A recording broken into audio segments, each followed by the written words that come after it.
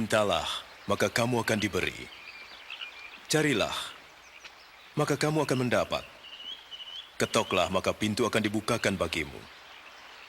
Karena setiap orang yang meminta menerima, dan setiap orang yang mencari mendapat, dan setiap orang yang mengetuk baginya pintu dibukakan.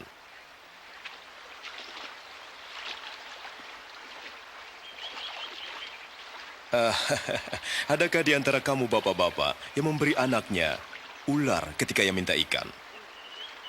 Atau kalajengking ketika ia minta telur? Kamu yang jahat tahu memberi yang baik kepada anak-anakmu. Apalagi Bapamu yang di sorga, ia akan memberikan Roh Kudus kepada mereka yang memintanya.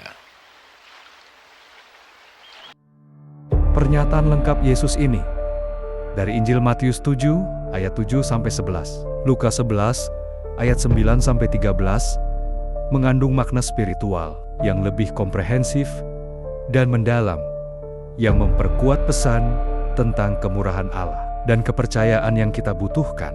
Berikut penjelasannya.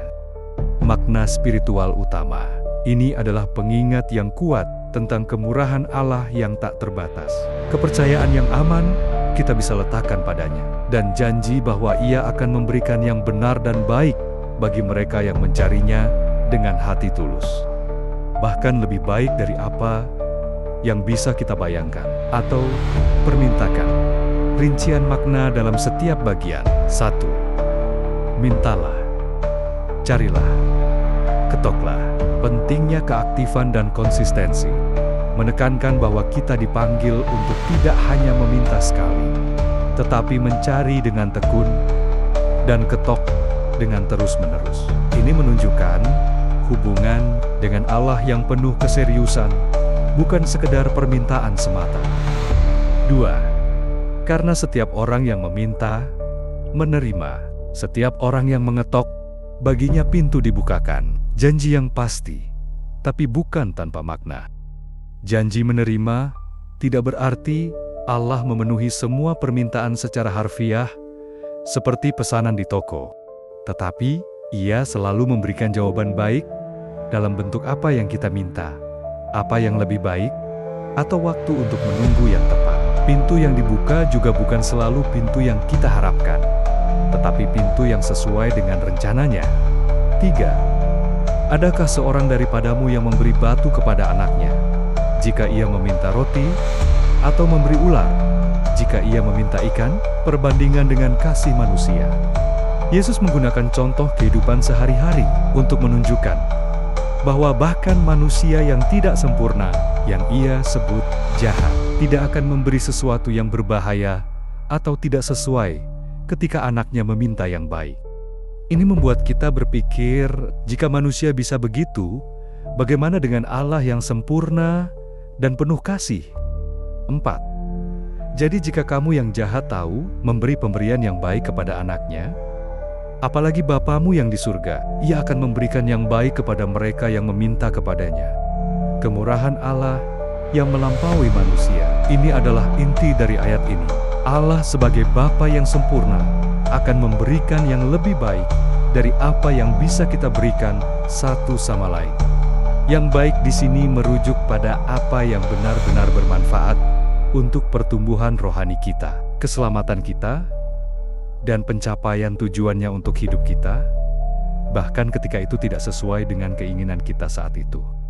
Makna spiritual lebih dalam untuk kita. Keamanan dalam kepercayaan, kita tidak perlu takut meminta, karena Allah tidak akan mengecoh atau menyakitkan kita. Ia adalah Bapa yang dapat dipercaya, mengganti keinginan kita dengan kehendaknya. Pesan ini mengajarkan kita untuk meminta dengan hati yang terbuka, bersedia menerima apa yang Allah berikan, karena Ia tahu yang terbaik.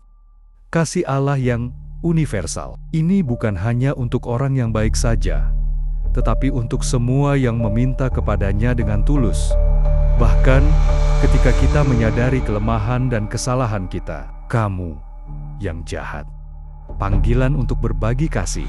Seperti Allah memberi yang baik kepada kita, kita juga dipanggil untuk memberi yang baik kepada orang lain, mencerminkan kasih-Nya di dunia ini.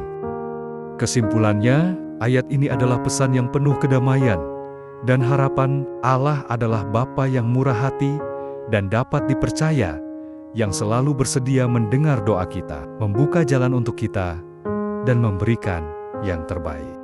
Ini mengajarkan kita untuk hidup dengan kepercayaan yang kuat, bukan kecemasan, karena kita tahu kita berada di tangan yang baik. Apakah ada saat-saat di mana kamu merasa Allah memberikan sesuatu yang lebih baik dari apa yang kamu minta? Tulis di kolom komentar ya. Terima kasih. Semoga apa yang kita harapkan dan apa yang kita minta dikabulkan oleh Allah. Bagi yang belum terkabul, jangan berkecil hati, karena Allah tahu apa yang kamu perlukan. Bagi yang sudah terkabul, janganlah lupa untuk selalu bersyukur.